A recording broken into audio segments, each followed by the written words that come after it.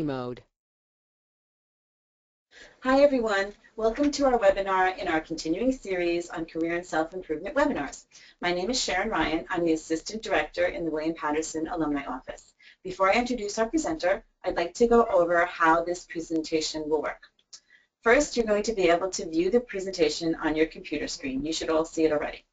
You will also be able to hear the presentation through your computer's audio system. Please feel free to ask questions by typing them in. We will monitor your questions and stop occasionally to answer them. If you have any specific questions or need further information on anything, please always feel free to write your question in. Any questions not answered in today's webinar will be addressed after the webinar is completed, and all attendees will receive the questions and answers after the webinar is done. This webinar is also being recorded and will be posted on our William Patterson Alumni YouTube channel. And now I'd like to introduce today's speaker. Sam DeMuro is an educator interested in social change through storytelling. She has worked as a communications professional, an educator, a counselor, and workshop trainer in higher education, nonprofit, and public health fields for over 10 years. Her expertise includes writing, editing, teaching, social media, and community engagement, grant management, and youth empowerment. She currently works as an online marketing coordinator managing social media communications for William Patterson University. In today's webinar, Sam will educate you on what LGBTQ stands for. You will learn what is the difference between sex and gender, and what does transgender and cisgender mean. What does it mean when someone is queer? There's lots to learn, and Sam is here to shed some light on the topic. So now, without further ado, I'd like to introduce Sam DeMuro, presenting Beyond Marriage Equality, LGBTQ Identities, Issues, Visibility, and Community. Hi. Young men of color that are disproportionately affected by HIV, but not because they're gay, but more for things like factors like homelessness, poverty, racism, homophobia, shame, mental health, and other issues that affect one's health. Sometimes we think about health in a very one-dimensional way, but it's important to think about health as, we're going to talk a little bit more about this, but in a more holistic sense. Even though HIV is still mostly spread by heterosexual sex, and drug users too. So that should say through drug users too. So it's a little more complicated than just that. And also similar to all couples, some gay men feel comfortable with top and bottom roles where other men may identify as versatile. It really depends on the person, like anything else. And also no sexual orientation is more promiscuous than others. Our sexual behaviors are as diverse as we are. We all know all kinds of people that have all different types of behaviors. It's important to not assume that gay men have this particular behavior. Okay, how are we all doing? Are we doing okay, hopefully? Just kind of like running through this. Yeah, it's a lot to process, so we'll make sure that you get this a lot. But I think that these are good things to kind of think about because you hear the identities a lot, but there's a lot of myths that go along with it, so I think it's important to acknowledge that. So bisexual is a tricky identity for some folks, and so I defined it in a way with some help by a bisexual activist and author, Robin Oakes, who I think does a really great job thinking about how bisexuality is a very fluid identity. So I have bisexual as the attraction to genders that are similar to your own and to genders different than your own. The attraction is not always to the same degree, not always with the same intensity, and not always in the same way, but it's in a fluid, fulfilling, and valid way all the same. So we're going to talk about some of those stereotypes that made me write the definition in this way, okay? So here are some stereotypes and myths. So yesterday was also Bisexual Visibility Day. So if you Google that, actually this whole week is Bisexual Visibility Week. So if you Google that, you'll get a lot of information about bisexual people and the visibility of us all. Bisexuals are going through a phase before they're lesbian and gay. They're not a real identity. Bisexuals are greedy. They want all the genders. If a bisexual person gets married, their identity is now dependent on their partner. Bisexuals love men equally, 50-50. Bisexuals are promiscuous and non-monogamous, and bisexuals are confused. These are stereotypes and myths that we will go debunk, if you will. So, like I said, the world is not black and white. So for bisexual folks, the identity itself lives on a gray scale. It's not, one or the other. Bisexuality also recognizes that some folks may not identify as strictly male or strictly female. So that could be something, a bisexual person may be attracted to all genders. It can be difficult for people who have more fixed identities to understand, but often bisexual people can be attracted to the person, not necessarily the gender. Sometimes people like the term pansexual when they refer to bisexuality, because inherent in the word bisexual, it's bi, which means two. So some people feel like just saying two is not inclusive enough to all the gender expressions that there are. So some people you'll hear use pansexuality as a more inclusive term to call themselves.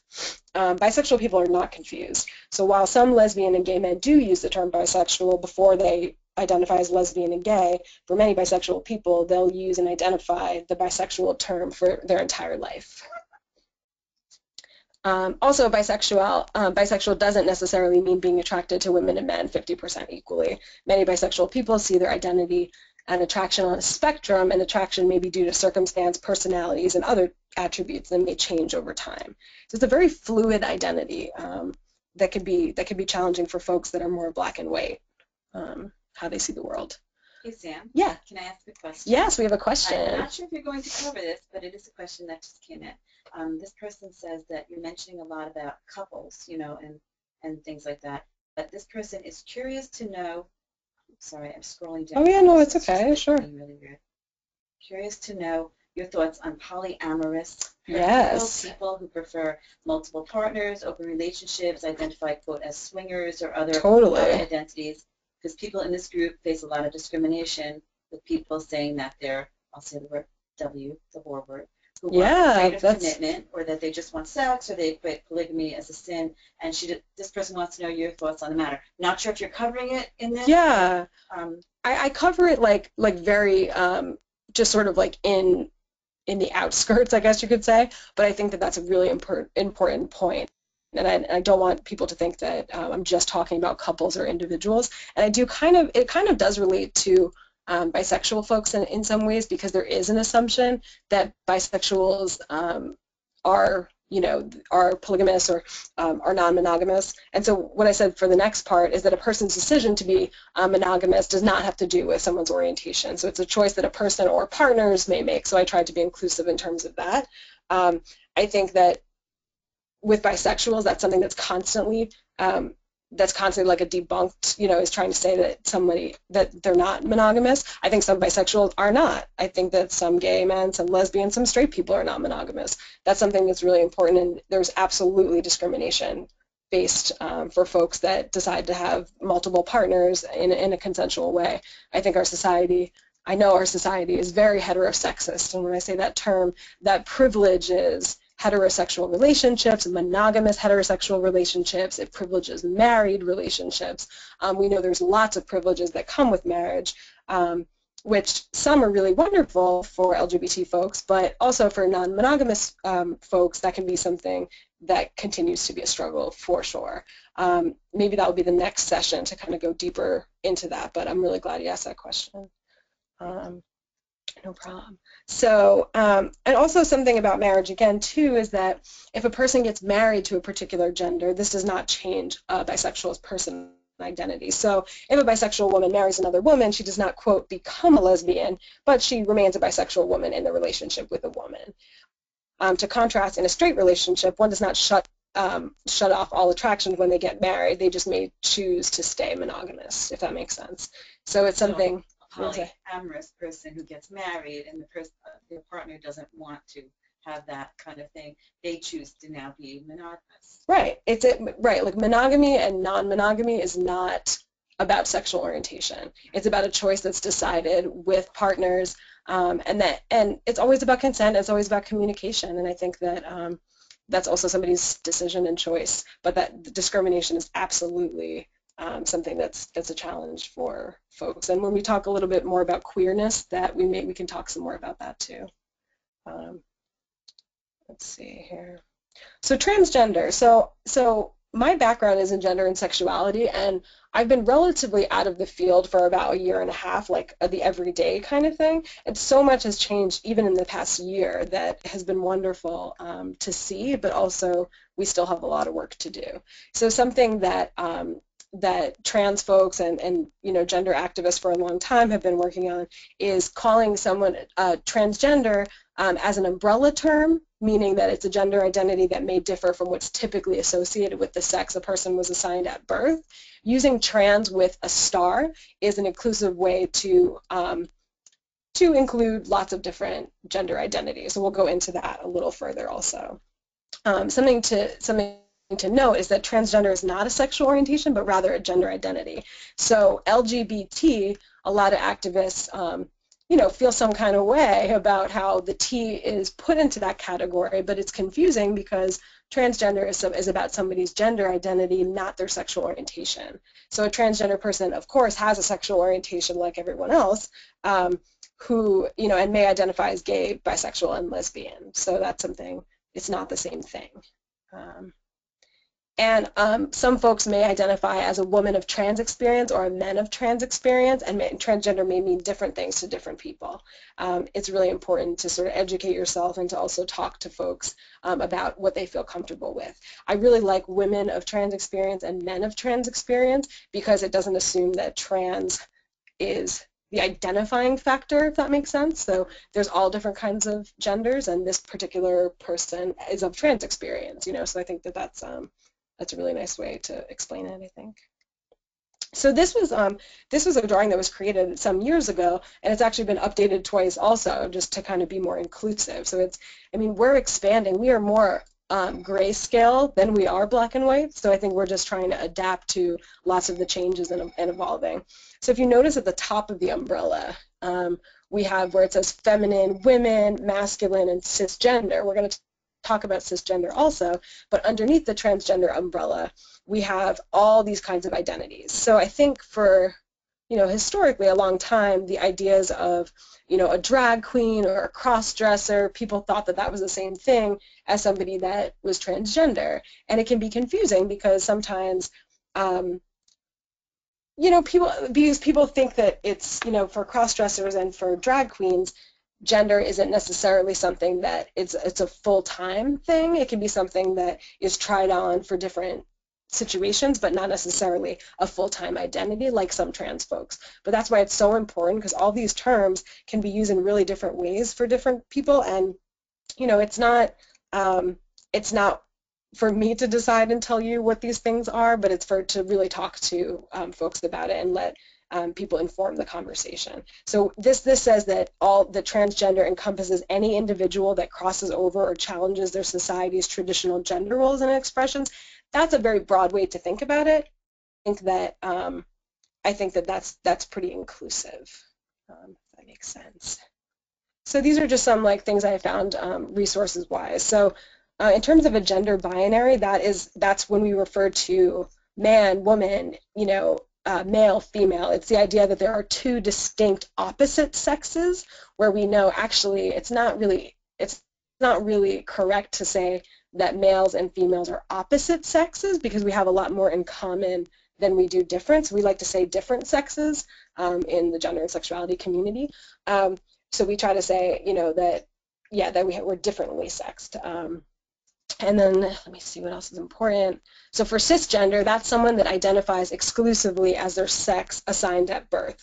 So, when a doctor assigns someone a certain gender, a person may go through their life and they're totally comfortable with that gender identity and never questioned it and are okay with that, and that would be somebody that would be cisgender. The term genderqueer is a term that's applied to individuals that don't identify with that gender binary. So they may decide to exist in the middle somewhere. They may decide to exist somewhere outside of the spectrum or any binary. They may decide to switch it up every other day. It's really up to that person. So that's another identity that's important. And when we refer to transitioning, that's the process of someone transitioning one's gender to match one's gender identity. I have a question. Sure. So gender binary could be lesbian, gay, hetero, whatever, but it defines along a gender binary? No, so gender, so that's sexual orientation that you're referring to. No, that's a really important question. So when we say gender binary, our society exists on a gender binary, meaning we understand gender as male or female. There's one or the other. They're opposite sexes, one or the other. We're trying to say in gender sexuality community, there's more. We know actually, scientifically, that there are more than one, more than two sexes more than two sexes in terms of chromosomal wise, and we definitely know there's lots of genders in the way that people want to identify themselves exactly. So when we say the binary, we're referring to like an institutional understanding category of gender.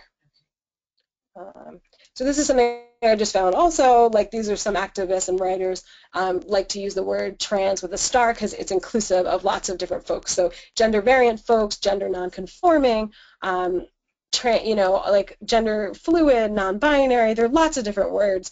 And like I said, they mean lots of different things to different folks. So the more you hear these, they can be overwhelming, but they can also be really exciting and just show that we're more, like I said, grayscale than black and white.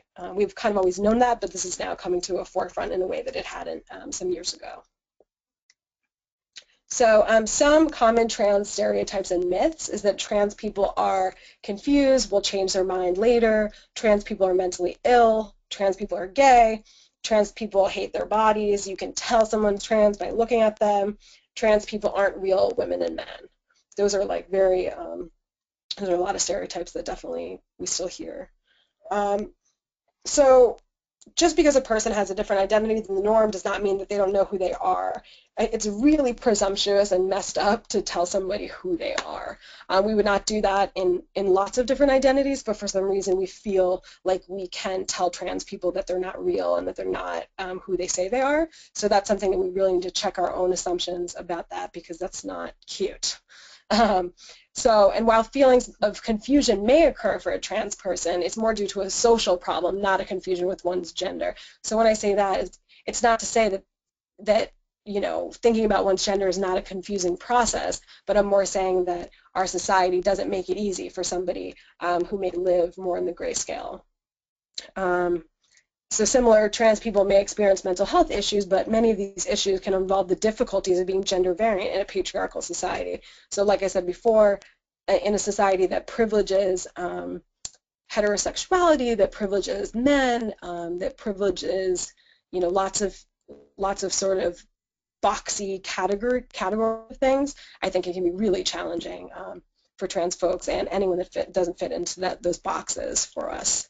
And like I said, again, gender and sexual orientation are not the same thing. Gender is who one sees themselves as, while sexual orientation is who a person is attracted to. So knowing one doesn't necessarily tell you about the other, if that makes sense.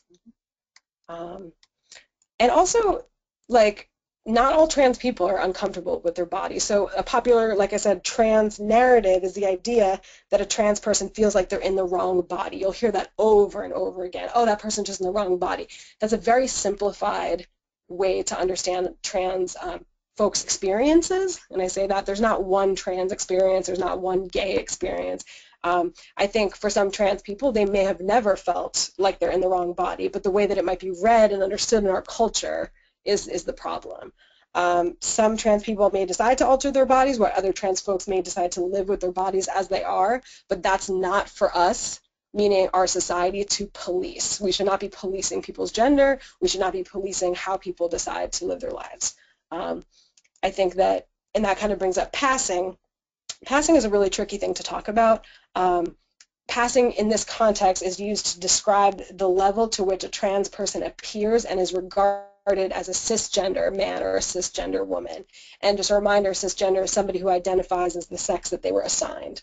So while some trans people wish to pass for personal reasons, including safety, other trans folks may not feel the pressure to pass for one gender or another, or they don't want to, you know, subscribe to gender binary. So Wiki actually has a pretty good description of passing, but I think that it's like understood in our culture. So like Caitlyn Jenner being a good example, everybody was very excited that she passed as a woman, meaning like, oh my God, she's so beautiful, oh my gosh. And while that's really nice, it's also something that I think that we put a lot of pressure and like value into, and there may be folks that decide that passing is not a super important thing for them, and they're more interested in being themselves and passing for themselves. So this can be, that could be, we could have a whole webinar on just that, but that's just like a little bit about passing.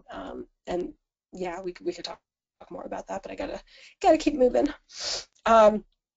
I said this, but trans people are real people. To say that a trans person is not real, it dehumanizes them, it's hateful, and it's unacceptable. If you can leave with one thing, it is not okay to call a trans person not a real woman or not a real man. That's not okay. There's nothing fake about a trans person or their identity. And when thinking about fakeness, so this is my own sort of interest, but one may want to consider how gender itself is something that's socially constructed and created. So even though gender has a real impact in our society, we've given meaning to it, there's privileges attached to it, and discrimination attached to gender. Many gender and queer theorists for years have questioned the realness of gender at all. And so that's something, and similar to race, critical race theory, people are talking about, does race exist? Does gender exist? We know it does. It has meaning in our society, but to call a trans person fake, that's really not okay. A person is not fake. Okay, jumping to queer, the fun Q. So queer is an inclusive umbrella term to incorporate all LGBTQ identities. That's like a super simple version of what queer is.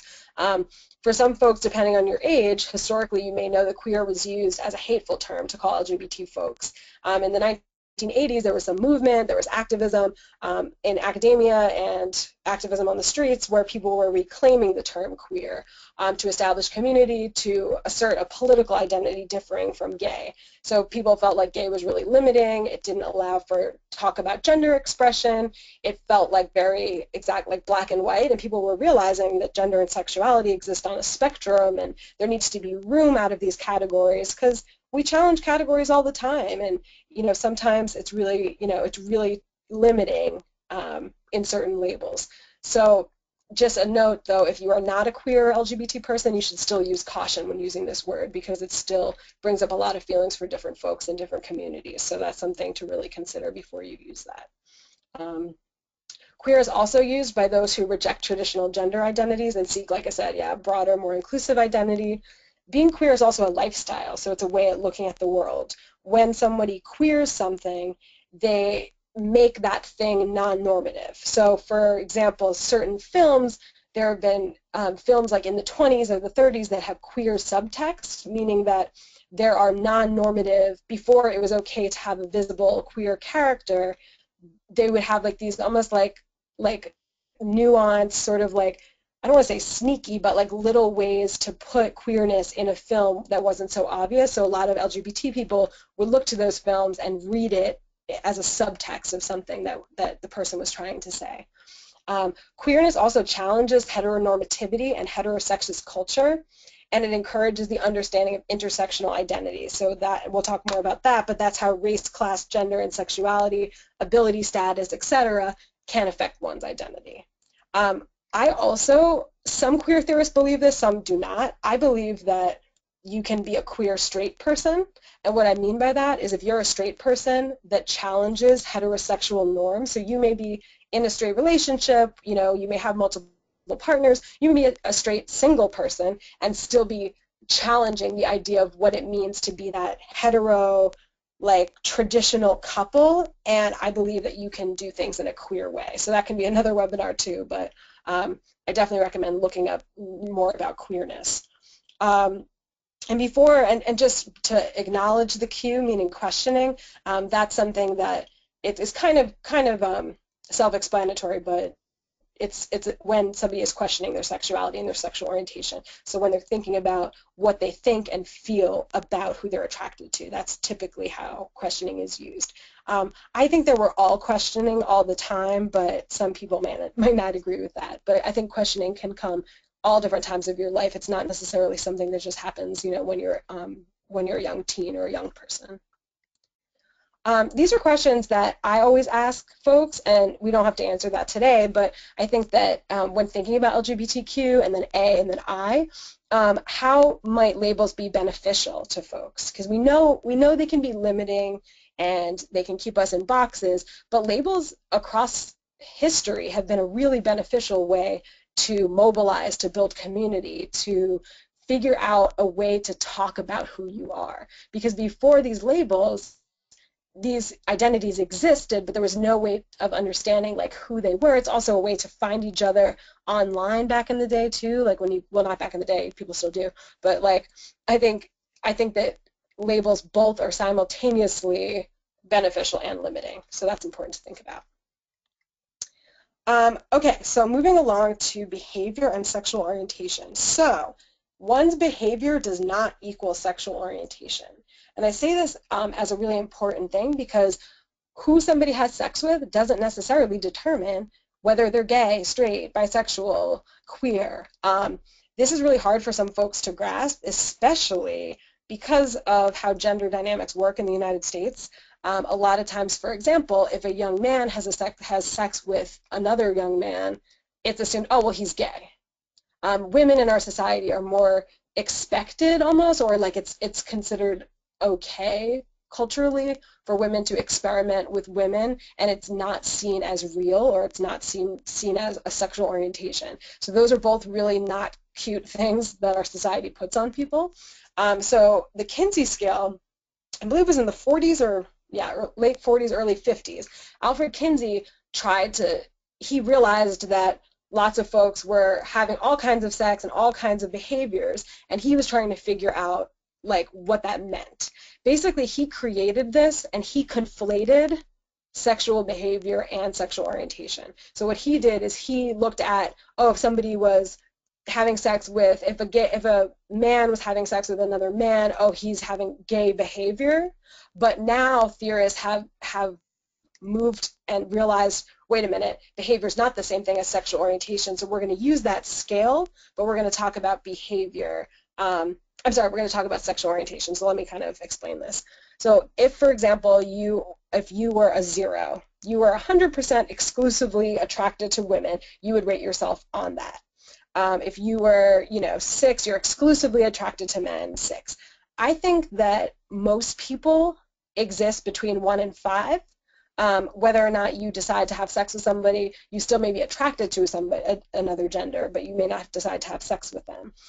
That can be tough for people to hear sometimes, but I think that we are human and sexuality is on a spectrum. So this, you may, just because you're attracted to somebody and just because you've had sex with somebody doesn't necessarily mean that's your sexual orientation. So, someone may experiment with a similar gender to them and then realize, hey, this is not for me. So just because I had sex with a person doesn't mean I'm a lesbian now, for example. It may mean you are, but it may mean you're not too. So I think that those two things can be hard for people. But again, just because you've had sex with a certain gender doesn't mean your sexual orientation has to be a certain way. So now we're going to talk about intersectionality. So with all of these identities, what does it mean when all these other things are on top of the identity? So race, class, gender, someone's ability status, whether or not they're an immigrant, all different parts of our identity. Let me just go to intersectionality. So intersectionality is the study of intersections that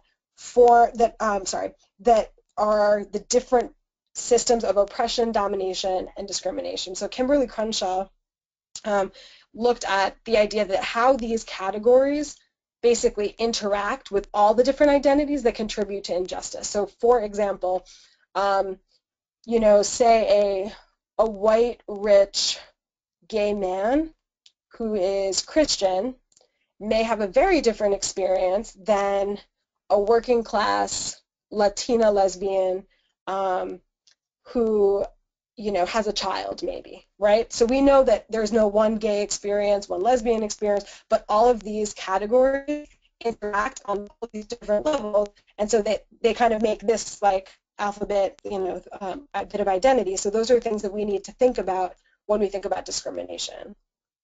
Hey, Sam? Yeah. Got just a few questions on Sure. right now. This person wants to know what's your thoughts on the current state of online dating, and this is what they mean. On certain of the platforms like OkCupid and I guess Plenty of Fish and some of those, this person is saying that a lot of times it's very accepted. There's different types of gender identity, very accepting of that. But on the other hand, that there's sometimes a venue for people to profile and harass people for who they are. Totally. And do you have any suggestions for how online dating could change for the better? Or, yeah, without totally excluding, I think that's what you're saying. That's a great question. I mean, I think about that a lot. It's like it's a larger issue of finding each other too, because the internet used to be, like I think this person's referencing, a really awesome place for LGBT folks to find each other before there was internet, before there was online dating, before there were gay bars, before, well, there were gay bars before the internet, but, before there were like multiple spaces for LGBT people to meet that were safe. But I think, some apps are really trying to do this, but I think that there are very serious profiling issues with online dating. I think that that's something that I'm not sure how you change that. I know particularly with Grindr, I did some sort of research and lots of different workshops on how Grindr was like really messed up and racist, because people would have terms like, no, I don't want this type of man, I don't want any femme men, and I don't want any black men, I don't want any Asian people. And what that does is it's almost like it's in such an open forum that it's just blatant discrimination and racism and homophobia too, which is something that's definitely real. So I guess I don't have an answer to your question. I know some apps are trying to address some power dynamics. They're trying to address some messed up things in our society. But I think right now it's not that these apps are creating the profiling. I think they're just bringing to light how people do that in other ways too. Because people, may go into a bar and decide, oh, I only want this type of person, but they're not putting it in a public way. So I think that it always existed, and it continues to exist and be a big problem, but that's definitely, I want to think more about that. But that's a great, it's really shaping how people are meeting each other. Yeah. Let's kind of go forward. So I like this a lot because I think that, especially with marriage equality, with LGBT movements, people are constantly saying equality, equality, equality. Equality is not the same thing as justice, right? So when we're talking about intersectionality, when we're talking about all these different intersecting identities that give people very different lived experiences, you may give everybody the same rights, but it doesn't play out the same way on different bodies and different identities. So this cartoon is great because the first one, look, everybody has the same boxes, but certain folks have more advantages to see and have access to the game. Whereas when they kind of to the right, this is what justice looks like. So that's something to always think about. Marriage equality might really help out some folks, but not everyone. So we're going to kind of breeze through this because we're getting kind of a little toward the end. But these are some of the very brief reasons why marriage equality is not enough. You can look at this, but these are just a few, really. Unemployment levels, homophobia, transphobia, economic injustice, criminalization of LGBT folks, heterosexism rampant, suicide, violence. Lots of really, really rough stuff is still happening out there. So that's something that I like to think about it like this. But like, if you don't know where you're going to sleep tonight, if you don't know where your next meal is, if you don't know how you're going to safely walk home from school, if you're not sure your family member will still love you if you come out to them, having the ability to get married is pretty low on the list, right? That's something that if your basic needs are not met, marriage is not going to save you, right? Marriage is not going to make you feel better that day. This is like so brief and ridiculous because there's so many stats on homelessness and LGBT young people. I used to work at the Hedrick Martin Institute. That's a really good resource for folks living in the New York City area. There's also a Hedrick Martin Institute in Newark, and so I'll give some resources to you all later to talk about this. But 40+% of homeless youth identify as LGBTQ, and that's incredibly disproportionate numbers because we believe it's anywhere between around 10% technically, it's probably more, but of the population is LGBTQ, so 40% are homeless. And typically the most cited factor was family rejection.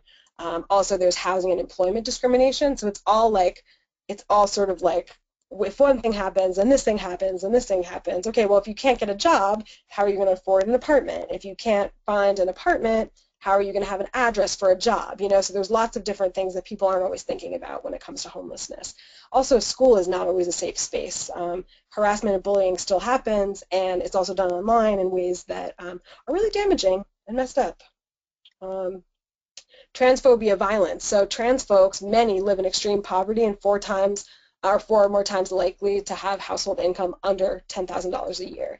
The T is often forgotten, in the LGB movement, there's also violence. You could check out this infographic later, but there's some really, really intense stuff about trans folks and difficulties experiencing in our society.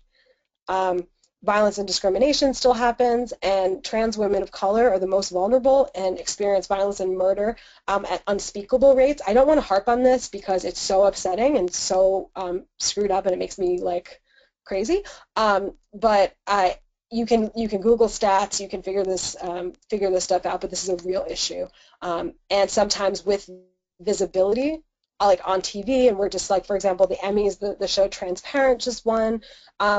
Sometimes with visibility can also bring violence. So that's something, while we can celebrate visibility, we also have to remember that people now knowing about what trans is can be a dangerous thing also for some trans folks. I don't know how much longer you have, but there's someone brought up a good point here. Yeah. I want to know, do you think homonegativity Yep. might be a better term for hateful feelings or behaviors towards homosexual persons rather than homophobia? Absolutely. Which actually sounds more like, fear of homosexuality rather than a hatred of homosexuality. Absolutely, and that's actually the correct word, is homonegativity and microaggressions. So, and that's something that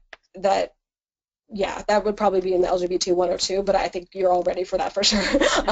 But homonegativity is better because, it is clearer. Homophobia is a dated term, same with homosexual, and I think that microaggressions are something also that people really need to consider, and that also has to do with race and sexism, is that microaggressions refer to like the kind of comments that aren't overtly like homonegative, but they're by saying something, it's like almost like a backhanded compliment, or it's like no, it's not a compliment. It's like something that's like, passive aggressive, and it's like it's institutional, and it's things that people say without saying it, and that can be worse sometimes. Like when people forget to talk about certain populations. So LGBT folks, some are still disproportionately affected by HIV/AIDS. So HIV/AIDS has a social stigma in a way that other diseases like cancer don't have. So it's often associated with one's moral and individual choices, and instead of looking at it as a societal issue affecting communities with less protective factors than others. So it's not about one's identity that makes them more disproportionately affected. It's the lack of protective factors.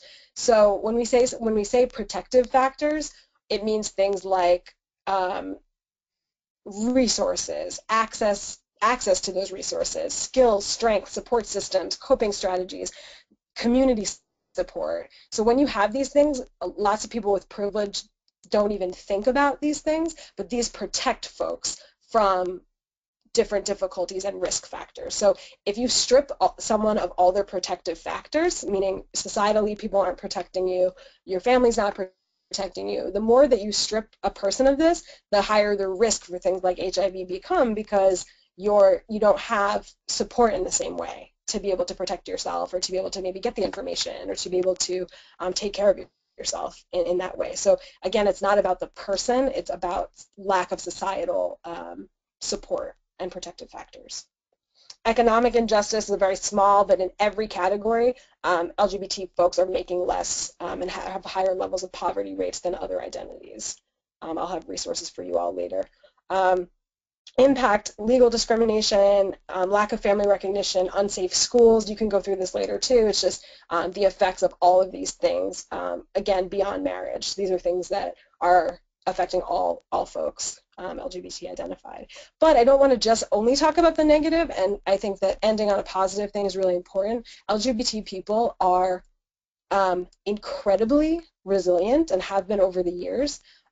They have created beautiful things in our society, and I'm really proud to be part of the LGBTQ community. I think that that's something that we really should be proud of, and we're resilient and have done some really awesome things. So, and visibility does have some positive stuff. I think that Caitlyn Jenner is coming out. I think Janet Mock. I think Laverne Cox being in the light has also shed possibility for folks. So I think that we're seeing examples. I just gave some of like my favorite TV shows, but I think that being gay is less of a topic for a TV show and now more part of the fabric of a show. It's not the plot of the show, it's just characters, and the possibility of a person validates LGBT lives.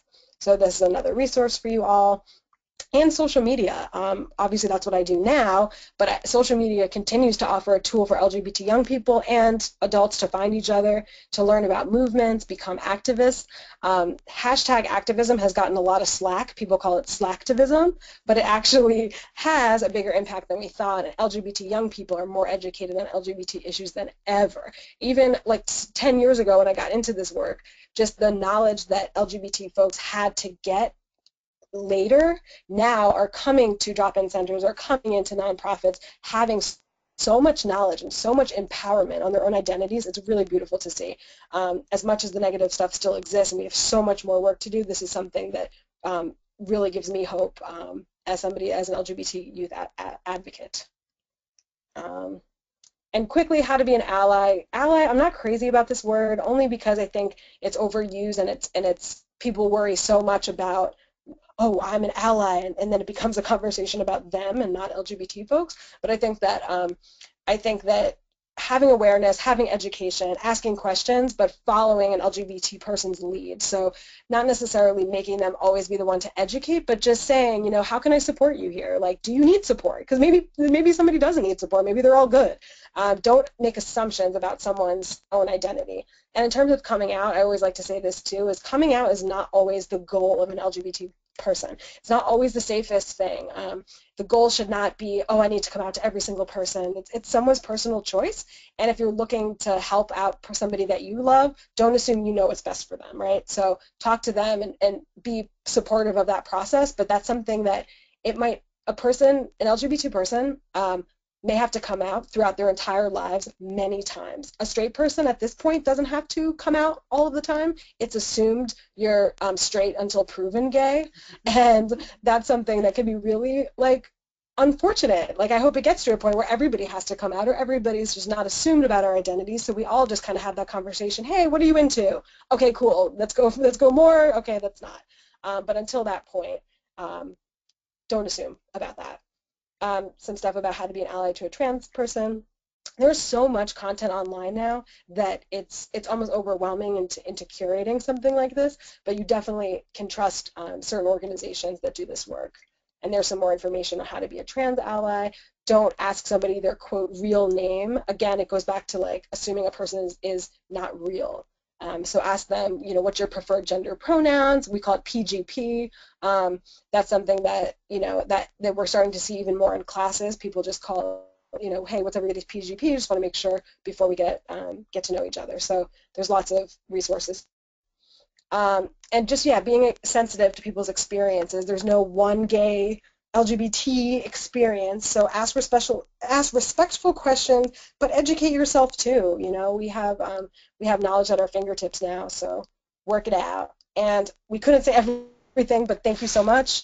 This is the end. If you have more questions. I just have to say one thing. Yes, Somebody wrote please. a beautiful thing here, and I want to share it. They said, great session. This should really be in all middle and high schools. Yes. What can we do to help support this type of education in the public school systems? I think it's critical for promoting understanding at a young age of those who struggle with their identity, and just said thank you. So. Oh my gosh, thank you so much. Yeah, so I just realized I forgot my resource slide on my other computer, so I'll make sure that that I give it to Sharon so you all can get it. But a lot of organizations are doing this work. So the Hedrick Martin Institute is obviously who I know the most because I was most recently there. But a lot of organizations will go to schools and they will talk to students about it. It is something that, you know, I come from Boston. There's a lot more, you know, I'm still learning sort of New Jersey politics in terms of how folks think about this, but that is a contested issue to do it really young, to talk about it.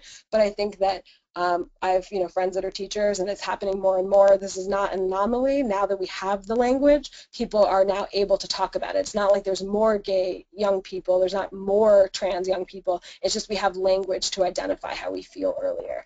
And so I think that if we want to be, like you said, responsible adults and be supportive, I think we can support programs like that, and we can reach out and ask them that. And I'll give you a bunch of resources so you can know of certain organizations to follow. And then if you have specific questions on like going to certain schools, I can hook you up with somebody that will have, like directly, that will have more information to talk to you about that. Okay. Thank you, Sam. I think this was great, and thank you all for your questions, and for thank you. It was really wonderful. Awesome. So we'll hope we'll see you again next time, and we will send you the questions and answers. We'll send you a copy of this so you have the resources, and I guess if you have any questions for Sam, we can give you some information to contact her. Definitely. Okay, thank you, everyone. Thank you.